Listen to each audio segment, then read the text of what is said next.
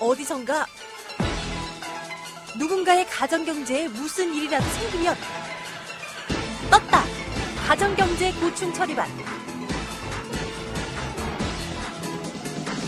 점점 가벼워지는 내 지갑에 SOS가 필요할 때 어떤 경제 문제라도 해결책을 제시해드립니다. 고충 처리반 반장에게 고민을 털어놓으세요. 오늘의 고민은? 네, 요즘 주변 분들에게 여쭤보면 자신이 중산층이라고 생각하십니까에 대한 대답을 제대로 하시는 분들 없는 것 같아요. 맞아요. 네, 이런 가정들의 여러 가지 경제 고충 처리를 오늘도 해드리겠습니다. 네, TMB 어드바이저 박상훈 팀장 모시고 자세한 얘기 들어보도록 할게요. 팀장님 안녕하세요. 안녕하세요. 안녕하세요. 네, 자 사연 먼저 소개해드리도록 하겠습니다. 보시죠. 자, 부동산 때문에 고민이신 40대 초반 주부님이십니다. 경기도 일산에 살고 계신다는데요. 6억 원대까지 갔던 아파트가 지금 4억 원까지 떨어졌다고 합니다. 문제는 빚. 아파트를 사기 위해서 2억 원을 빌렸다 합니다.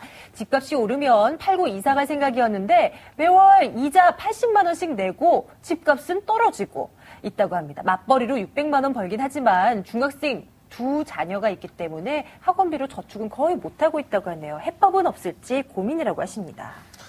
네, 뭐 요즘에는 중산층에 대한 그 스탠다드라고 해야 될까요? 기준도 굉장히 높아진 것 같아요. 에이. 어디 가서 함부로 저 중산층이다 이렇게 얘기도 못 하는데 자, 이런 가정들이 어떤 식으로 저희 재무 상태에 좀 접근을 해야 될지 모르겠거든요. 그렇죠. 워낙에 돈 쓸 일이 많은 세상이다 보니까 이 중산층 참 애매한 기준들이 많습니다. 최근에 조사를 보니까 뭐 연봉 5천만 원이 넘어야지 중산층이다라고 얘기할 정도로 그만큼 워낙 쓸 일들도 많은 그런 세상인 것 같습니다. 근데 중요한 거는 이제 소득이 얼마냐 이거보다 더 중요한 거는 이 가정의 사례처럼 보통 가정들이 순자산이 어떤지를 좀 봐야 되지 않을까라고 생각을 하고요. 오늘 이 가정에 대한 해법도 순자산을 어떻게 좀 늘려갈 건지 당장의 소득을 크게 높이지는 어렵기 때문에 이 가정의 순자산이 좀 건강하게 몇 가지 해법들을 좀 알아볼 수 있도록 하겠습니다. 오늘 가정경제 고충을 해결하는데 순자산이라는 네. 단어가 키워드인 것 같아요. 용어부터 정리해볼까요? 네, 순자산. 순자산이 말 느낌에서 오다시피 실제 자산이겠죠. 자산에서 부채를 뺀 가정경제의 자산, 부동산도 있고 금융자산 여러 가지 자산이 있을 텐데 보통 이제 또 집이 있는 분들은 담보대출이 있겠죠. 이런 부채를 뺀 나머지의 순자산이 이제 실제 자산이라고 볼 수 있을 것 같습니다. 오늘 가정은 실제로 집값이 4억으로 떨어졌고 실제로 대출이 옛날에 대출 받았던 게 아직까지 줄지 않고 있었던 상황이라서 2억이 남아있다라면 이 가정은 다른 예적금이 없으면 순자산은 그야말로 2억 정도밖에 안 되겠죠. 이 가정처럼 정말 고민이 많은 그런 가정들이 많이 있을 겁니다. 더군다나 은퇴는 다가오고 여러 가지 삶의 변화들이 많이 생기는 데에서 실제로 자산은 늘지 않고 있는 상황에서 가정경제가 이런 순자산이 늘지 않고 있다 보면 굉장히 불안감을 많이 가질 수밖에 없지 않겠냐라고 봅니다. 어떻게 보면 이분 같은 경우는 순자산이 뭐 관리를 제대로 못하는 게 아니라 그냥 뒀을 뿐인데 순자산이 좀 감소한 축에 속하겠네요. 그렇습니다.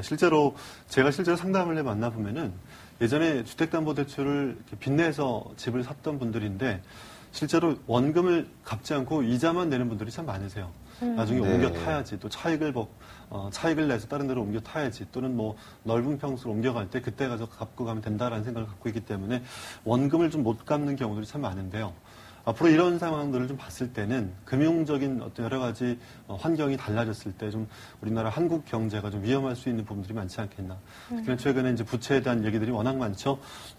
가정경제 빚이 이제 1,000조가 넘는 그런 세상이 되다 보니까 앞으로 금리에 따라서 가정경제가 굉장히 불안할 수밖에 없는. 실제로 한 3, 4년 동안의 금융위기 속에서 자산은 줄었는데 또 부채에 대한 이자 비용이 증가하게 된다라면은 굉장히 위험할 수 있다라고 생각이 들기 때문에 모쪼록 가정에서 소득을 많이 벌어서 어떻게 해결할 그런 생각보다도 중요한 문제긴 하지만 순자산을 좀 건강하게 해볼 수 있는 방법을 함께 찾아봤으면 좋겠습니다. 네, 빚이 1,000조라 가늠하기도 어려울 만큼 큰 숫자인 것 같습니다. 자, 그러면요 이제 우리 가정의 순자산이 얼마인가를 계산해봤으면 좋겠어요.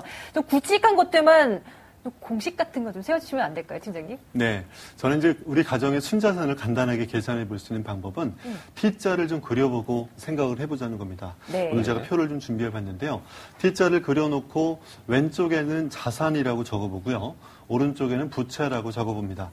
왼쪽에 이제 여러 가지 자산의 항목들이 있겠죠. 부동산도 있겠고, 또 전세로 살고 계신 분들은 전세 보증금이 있겠고요. 또 저축이나 투자 자산, 여러 가지 그런 통장들이 자산에 속할 겁니다. 또 오른쪽에는 부채를 적어봅니다. 여러 가지 대출들이 있겠죠. 주택담보대출이라든가 주택 전세자금 대출, 또 보통 가정들이 파악을 못하고 있는 게 많은데요. 신용카드 이번 달 결제할 금액 말고 신용카드 미결제 잔액도 부채입니다. 차량 그죠? 할부금 이런 여러 가지 것들이 대출일 텐데 이 대출 총액을 뺀 것이 실제로 순자산이겠죠. 이 순자산을 기록하는 것이 저는 무엇보다도 중요하고 가계부를 쓰는 것들 많이 해보셨지만 실제로 열에 9은 가계부 안 쓰고 있습니다. 실제로 가계부 쓰는 것들이 기록에만 불과하다 보니까 가계부 쓸 약발이 없어지게 되는 건데 저는 가계부를 매일매일 쓰지 못한다더라도 통장 쪼개기로 예산에 맞게끔 돈 쓰면서라도 이 순자산표는 1년에 한 번씩은 꼭 한번 작성해 보시기를 꼭 권하겠습니다.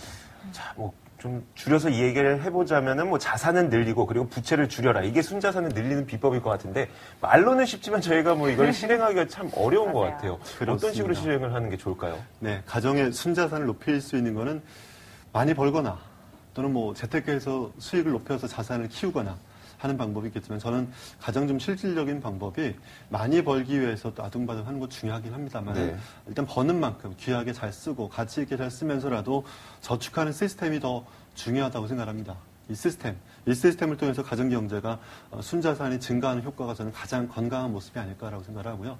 아둥바둥 너무 씀씀이 줄여서 절약하는 것만 생각하지 말고 가치 있게 쓰면서라도 저축할 수 있는 시스템이 중요한데 제가 가정경제를 좀 만나보면요. 불안해서 저축을 못하는 사람들이 많습니다. 왜 불안할까요? 다음 달, 다다음 달, 1년 안에 어떤 일이 생길지 모르다 보니까 불안해서 보통예금 통장에 돈 넣어놓고 있다가 또 유야무야 돈이 없어지는 경우가 참 많습니다. 그래서 제가 꼭 강조하는 거는 저수지 통장 그리고 비정기 통장 이 두 가지 통장만큼은 꼭 좀 만들어서 통장을 좀 쓰시면 좋겠고요. 저수지는 이제 갑자기 쓸 돈을 준비하는 거죠. 기본적으로 한 달에 한 2, 300을 쓴다, 200을 쓴다라고 가정하면은 최소 한 두세 배 정도인 500만 원 정도를 저수지로 채워놓고 또 1년에 가끔 쓰는 돈들이 있잖아요. 명절 때, 휴가 때 이런 여러 가지 어버이날 이런 돈들 보통 가정경제 보면은 300에서 500 정도는 된다라는 거거든요. 300 정도면 매달 25만 원씩은 저축해 놓으면 되겠죠. 이렇게 해가지고 저수지라든가 비정기 통장을 꼭 분리시켜 놓는다라면 저는 가장 좋은 거는 CMA 통장에 저축해 놓는 거다라고 말씀을 드리는데 그렇게 비축을 해놓게 되면 1년에 한 달에 한 번씩은 아이들 치킨값은 생깁니다. 3.3% 정도 이자 수익이 생기기 때문에 괜찮은데 중요한 건 뭐냐면 그 치킨이 아니라 실제로 우리 가정경제가 원활하게 쓰면서라도 저축할 수 있는 확신이 생기고 안정적인 시스템이 만들어진다는 거겠죠. 자, 두 번째는요. 오늘 가정처럼 이자만 내지 마십시오. 원금을 함께 갚으십시오. 이자만 내면 비용이지만 원금을 갚는 거는 저축이겠죠. 5년 뒤에 1년 뒤에 50만 원씩 갚아오더라도 1년이면 600만 원 정도, 5년 뒤면 3천만 원의 원금이 갚아짐으로 인해서 우리 가정경제의 순자산이 늘어나는 거가 될 겁니다. 특히나 변동금리로 집값이 오르면 그때 갚겠다라고 해가지고 3년 만기로 짧게 대출을 받으신 분들이 많이 계실 텐데 장기적인 대출로 좀 갈아타십시오. 최근에 제가 꼭 권하는 거는 보금자리론 대출 꼭 권합니다. 5.1% 15년 정도 소득공제 받으면서라도 충분히 갚을 수 있는 거가 되니까 무엇보다도 안정적인 상환 플랜 통해서 가정경제 순자산을 높여가는 그런 시스템을 꼭 권하시길 바라겠습니다. 네, 이제 끝으로 정리할게요, 팀장님. 포트폴리오 해결법 간단하게 언급해 주신다면요. 네, 이 가정 같은 경우는 남편과 제가 대화를 안 해봐서 모르겠는데요. 남편과 꼭 대화하셔가지고 고정생활비를 남편과 꼭 한번 정하십시오. 그게 가족의 행복을 지키는 선이 될 겁니다. 그리고 이자는 비용이겠죠. 원금 갚을 수 있는 보금자리 대출 같은 원리금 상환 구조로 바꾸셔서 이자 부담을 좀 줄이십시오.